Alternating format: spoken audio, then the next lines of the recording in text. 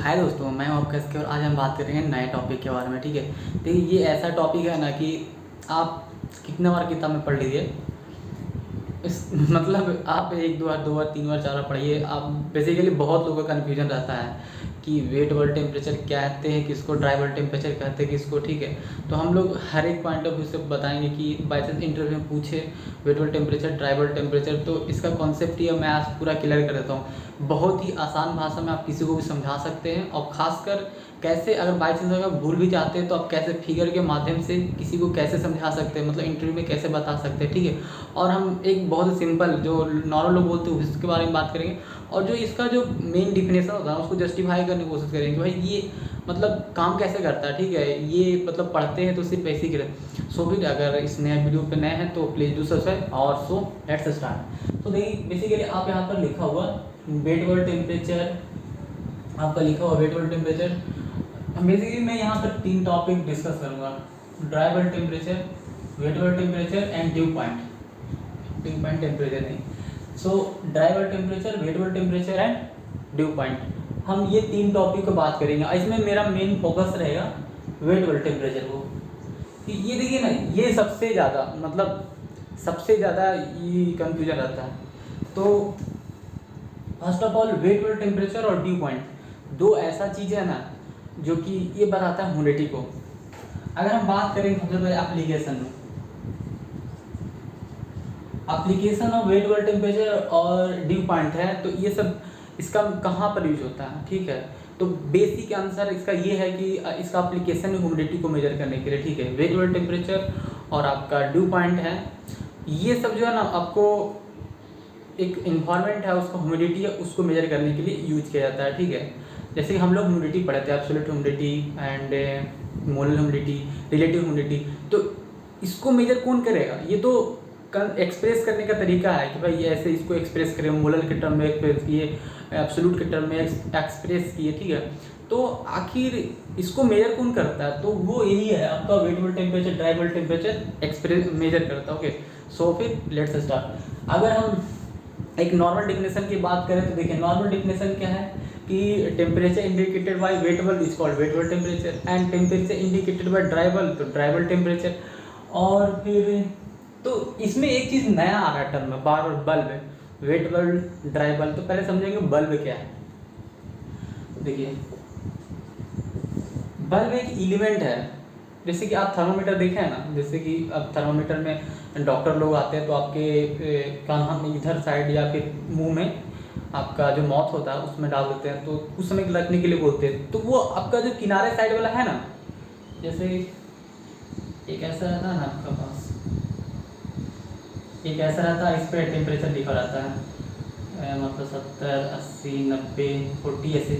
तो ये किनारे साइड वाला हुआ ना आपका एलिमेंट पतला सा। अरे आप बाई चांस अगर किसी को बुखार हुआ होगा तो वो आप एक माउथ में लेता है और चेक करता है, या फिर कान्हा में लेता है वहाँ पर चेक करता है, तो वो जो चेक करने वाला जो है ना वही है आपका एलिमेंट। ठीक है, तो अगर उसका बल्ब मतलब कहने का मतलब है ये सिर्फ ऐसे ही नॉर्मलाइजर है। ठीक है, नॉर्मल रहे और तब उसको ड्राई बल्ब बोलेंगे। अगर उसके ऊपर में अगर कोई वेट कपड़ा मतलब जो भींगा हुआ कपड़ा ना वो लपेट दिए तो वेट बल्ब हो जाएगा। ओके, तो उस टाइम में अगर टेम्परेचर मेजर करेंगे तो वेट वर्ल्ड टेम्परेचर हो जाएगा। ठीक है, तो मेन यही है। तो बल्ब आप समझ ही होंगे कि बल्ब किसको बोलते हैं। ठीक है, एक बार मैं फिर से बताता हूँ, बल्ब कुछ और चीज़ नहीं है। आप जब टेम्परेचर मेजर करते हैं घर में, खासकर बुखार वुखार लगता है तो जो कान्हा में लेते हैं ना, एक छोटा सा रहता है, तो वो एक तरह से मान लीजिए बल्ब है, तो उसको बोलते हैं। बल्ब एक एलिमेंट है, ये उसका साइंटिफिक नेम होगा। ठीक है, बल्ब मतलब ऐसा तो बल्ब का मतलब लाइट वाला बल्ब होता है। ठीक है, तो उसके बारे में हम लोग बात नहीं करेंगे। तो ये चीज़ आप समझ में होगी कि dry world temperature, wet world temperature बाई तक भूल जाते तो किसी को कैसे बोलना है। हम आते हैं मेन पॉइंट पे। एक डिफिनेशन वेट वर्ल्ड टेम्परेचर का स्टैंडर्ड डिफिनेशन जो होता है ना वो ये होता है कि अगर आपको किसी को डिफिनेशन बताना वेट वर्ल्ड का तो आपका ये बताएगा, wet world temperature is steady state temperature attained by a small quantity of liquid evaporated into large quantity of unsaturated gas stream। इसमें कुछ नया टर्म है आपका स्टेडी स्टेट और एक अनसेचुरेटेड गैस स्ट्रीम। हमको यहाँ पर ही देखिए, अगर आप यहाँ पर ही अभी भी अगर आप सेचुरेशन अनसेचुरेशन नहीं समझ पाए ना तो आपको समझने में दिक्कत होने वाली है। तो हम सबसे पहले इसी को क्लियर करेंगे। स्टेडी स्टेट का मतलब ये हुआ कि एक पार्टिकुलर टाइम के साथ कोई उसका वेरिएशन नहीं होता है ना, तो उसको बोलते हैं स्टेडी स्टेट। जैसे कि मान लेते हैं एक एलिमेंट है, यहाँ पर कोई फ्लो हो रहा था, 4 सेकंड बाद यहाँ पर गए वैसे ही था, 10 सेकंड बाद गए वैसे ही था। मतलब एक पार्टिकुलर पॉइंट पर अगर टाइम के साथ इंडिपेंडेंट है कोई भी चीज़, कोई भी प्रोसेस या कोई भी चीज़, तो उसको बोलते हैं हम लोग स्टेडी स्टेट। अब आते हैं अनसैचुरेटेड। देखिए यहीं पर यहाँ सब समझना, जो मेन टॉपिक है वहाँ मैं लिख दिया, partial pressure, vapour pressure, unsaturated. तो देखिए एक बार मैं एक वीडियो बनाया था वेपर प्रेशर के लिए को, तो ठीक है, अगर आप नहीं देखो तो देख सकते हो, उसमें वेपर प्रेशर को बहुत अच्छे से डिफाइन किए हुए। तो हम लोग समझेंगे पहले पार्शियल प्रेशर और वेपर प्रेशर। तो अनसैचुरेटेड और सैचुरेटेड समझ जाइएगा। तो एक चीज़ मैं उसमें वेपर प्रेशर में बताया था कि वेपर प्रेशर में वेपर प्रेशर किसका होगा, हमेशा वेपर का ही होगा, कोई लिक्विड का या कोई सॉलिड का। मतलब वेपर प्रेशर आपका दो चीज़ का हो सकता है, एक हो सकता है लिक्विड का हो सकता है, सॉलिड का हो सकता है। कभी गैस का वेपर प्रेशर नहीं होगा, ये चीज़ ध्यान में रखिएगा, ठीक है। कोई कभी गैस का वेपर प्रेशर नहीं होगा। और गैस का जब भी हम बात करेंगे ना, तो उसको पार्शियल प्रेशर के टर्म में हम लोग बात करते हैं। तो इसीलिए पार्शियल प्रेशर हम लोग लेते हैं एयर का, और वेपर प्रेशर लेते हैं हमेशा वाटर का। तो हम अभी बताया ना कि वेपर प्रेशर दो चीज़ का हो सकता है, एक होगा आपका सॉलिड का और एक होगा आपका लिक्विड का। तो सॉलिड का आप बोलेगा सॉलिड का भी होता है, लेकिन वो बहुत कम मात्रा में होता है, इसलिए हम नॉर्मल प्रैक्टिस उसको इनकाउंटर नहीं करते, मतलब काउंट नहीं करते। लेकिन जब आप कपूर जो होता है, जो कपूर बोलते हैं ना, जो जनरली मतलब पूजा वूजा में जलाया जाता है, तो कोई सॉलिड होता है डायरेक्ट वो वेपर बन जाता है, तो वहाँ पर एप्लीकेशन हो जाता है उसका। तो मैं यही बताना चाहता हूँ कि पार्शियल प्रेशर एयर का होता है और वेपर प्रेशर वाटर का होता है। तो अब देखिए, अगर एयर का पार्शियल प्रेशर और वाटर का वेपर प्रेशर बराबर हो जाएगा, तो हम इसको बोलेंगे सैचुरेट, कि भाई सिस्टम जो है ना वो सैचुरेटेड हो गया। एयर का पार्शियल प्रेशर और वाटर का वेपर प्रेशर बराबर हो गया, तो हम बोलेंगे सैचुरेटेड हो गया। अगर ये कम रहा, एयर का मान लेते ये रहा कम हो गया, ये हो गया कम, तो हम इसको बोलेंगे अनसैचुरेटेड। एक चीज फिर से समझिएगा, अगर पार्शियल प्रेशर एयर का पार्शियल प्रेशर और वाटर का वेपर प्रेशर बराबर हो गया, तब बोलेंगे सैचुरेटेड हो गया, ठीक है। अगर एयर का पार्शियल प्रेशर वाटर का जो वेपर प्रेशर वो कम है, एयर का कम है और वाटर इधर या कोई भी कम है, ठीक है, तो उस कंडीशन में क्या होगा, आपका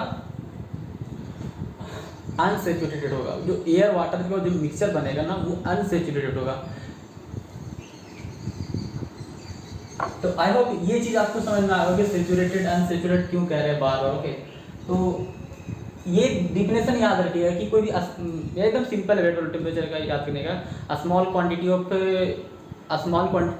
वाटर को अगर हम एयर वाटर वेपर साथ, देखिए लिखा हुआ, स्मॉल क्वांटिटी ऑफ लिक्विड को जब हम एवोपरेट करते हैं और स्टेडी स्टेट रेट से, स्मॉल क्वांटिटी ऑफ वाटर को या लिक्विड को जब हम एवोपरेट करते हैं under the steady state condition, और वो large quantity of unsaturated gas stream बनाता है, तो उसको बोलते हैं हम लोग वेट वेल टेम्परेचर। अब हम उसको प्रैक्टिकल भाषा में समझेंगे कि भाई ये लिक्विड से एवोपरेट होके अनसैचुरेटेड गैस स्ट्रीम कैसे हो रहा है। तो देखिए, तो इसमें कुछ टर्म है जो कि इन्वॉल्व मैंने लिख दिया। तो एक ये बल्ब था, ये जो देख रहे हैं आप, ये बल्ब है आपका, और ये किनारे ऐसे लपेटा, ये जो पूरा रंगा हुआ, ये आपके ऊपर में लपेटा हुआ आपका विक लगा हुआ, मतलब कपड़ा लगाया हुआ, भींगा हुआ कपड़ा जो है ना उसके ऊपर लपेटा हुआ है। तो इसका टेम्परेचर TW था और -W ह्यूमिडिटी था, ठीक है।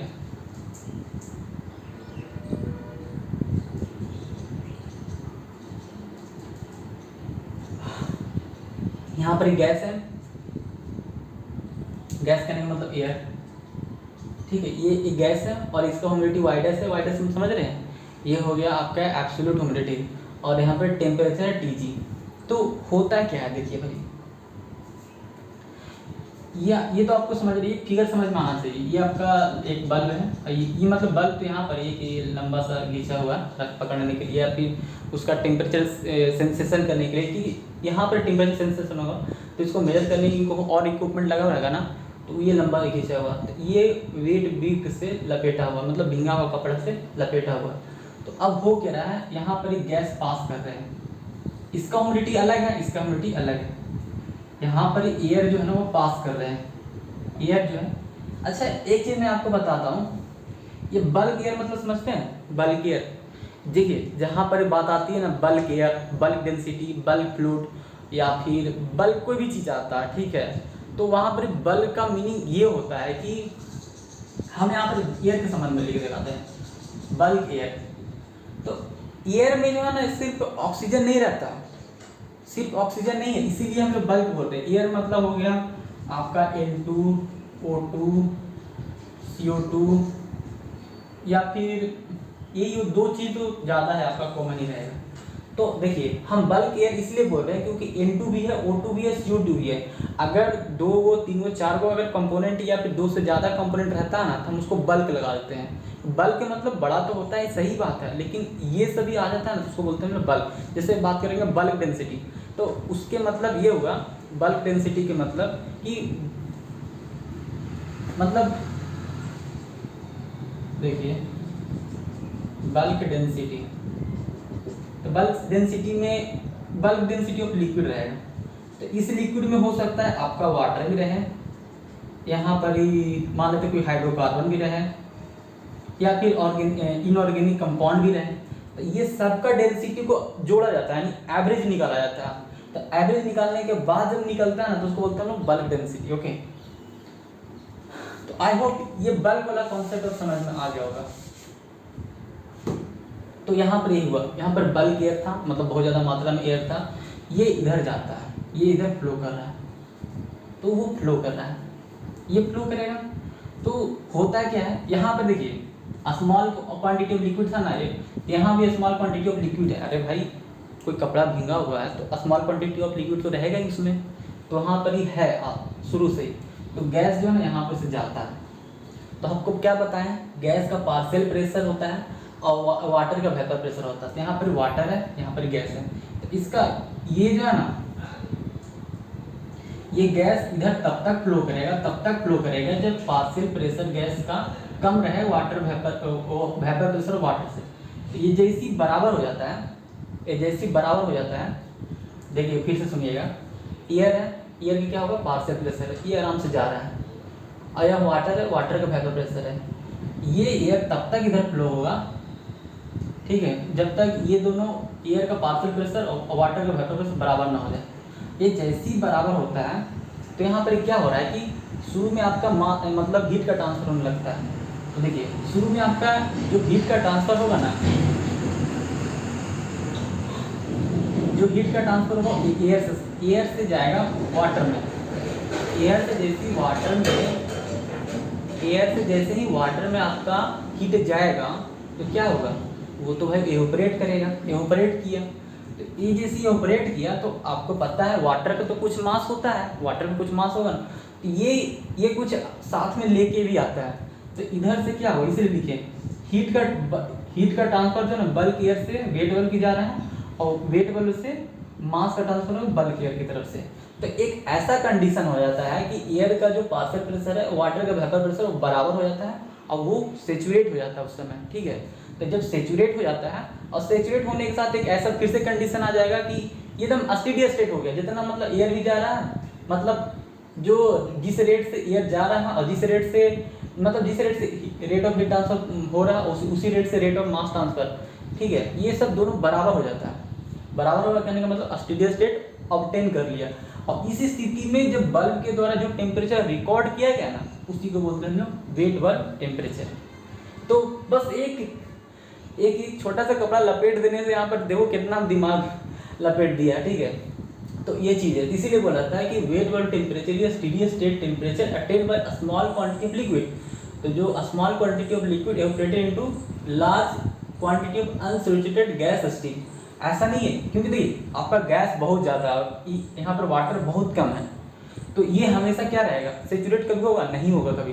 तो इसीलिए ये अनसैचुरेटेड गैस स्ट्रीम की बात कर रहा है आपके। तो आई होप ये चीज़ आप समझ। इसमें लेटेंट हीट क्यों लिखे जानते हैं, लेटेंट हीट इसलिए कि जो आपका वाटर है और जब वाटर है आपकी जो वाटर वेपर है वो एयर स्ट्रीम में जाएगा तो लिक्विड से वेपर में जा रहा है, तो वहाँ पर कौन सा हीट इन्वॉल्व हो रहा है, लेटेंट हीट इन्वॉल्व हो रहा है। इसलिए लिखे vaporisation of water and diffusion of vapour into air stream, तो उसमें हमको लेटेंट हीट लगेगा। तो इस तरह से आप समझ में आ गया होगा। तो बेसिक आइडिया मैं फिर से समझाता हूँ।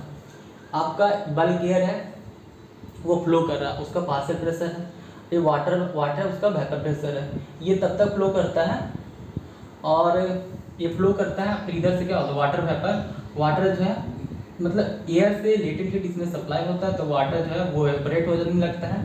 एवपोरेट होने लगता है तो फिर एक ऐसा समय आता है कि एयर जो है मतलब एयर और वाटर जो है ना एक सेचुरेशन, मतलब एयर और वाटर जो है सेचुरेशन कंडीशन में आता है। यहाँ पर ही सेचुरेट हो जाता है, मतलब पार्शियल प्रेशर और वेपर प्रेशर वो बराबर हो जाता है। तो उस स्थिति में जब टेम्परेचर रिकॉर्ड करते हैं उसको बोलते हैं वेट वर्ल्ड टेम्परेचर।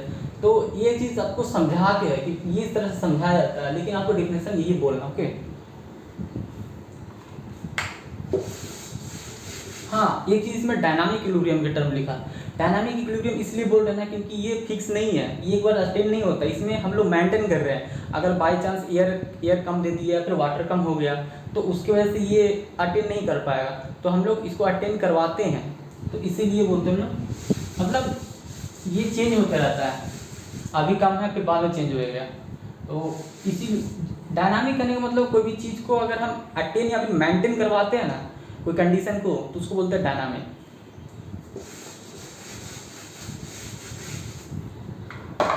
तो ड्राई बल्ब टेम्परेचर क्या है कि temperature recorded by the bulb when the bulb, मतलब देखिए ड्राई, एक क्वेश्चन आईजी कार में से पूछा गया था कि हम ड्राई बल्ब टेम्परेचर किसको बोलते हैं। तो जैसे हमारा पास एनवायरनमेंट है, तो इस समय अगर कोई टेम्परेचर रिकॉर्ड किया थर्मामीटर, अगर मतलब यहाँ पर थर्मामीटर लाते हैं और इसमें रिकॉर्ड करते हैं कि इसका कितना टेम्परेचर है, तो उसको बोलते हैं ड्राई बल्ब टेम्परेचर। लेकिन वही थर्मामीटर के ऊपर एक कोई ब्रिक लगा दें, वेट ब्रिक लगा दिए, तो उस समय जब रिकॉर्ड होगा उसको बोलेंगे वेट बल्ब टेम्परेचर। और ड्यू पॉइंट क्या है, ड्यू पॉइंट जो है ना ऐसे डिफिनेशन मेन जो ऐसे बोला जाता है कि आप जो जनरली पढ़ते हैं ड्यू पॉइंट एक लोवेस्ट टेम्परेचर है जिस पॉइंट पर जब कोई वेपर है फर्स्ट ड्रॉप ऑफ वाटर को फॉर्म करता है, उसको बोलते हैं हम लोग ड्यू पॉइंट। ओके, तो हम और भी तरह से इसको बात कर सकते हैं, ठीक है। कैसे बता सकते हैं कि जैसे मैंने ऐसे ही बताइए आपको कि ठीक है चलो मैं बता दिया कि जिस temperature is the lowest temperature at which water vapour, मतलब वाटर वेपर जो है वो कंडेंस होता है and first drop of water form करता है, उसको बोलते हैं ना ड्यू पॉइंट। तो ये चीज़ ओके। सो फिर आई होप ये चीज़ आपको समझ में आ गया होगा। फिर मिलते हैं लोग नेक्स्ट वीडियो में। So thank you for watching video.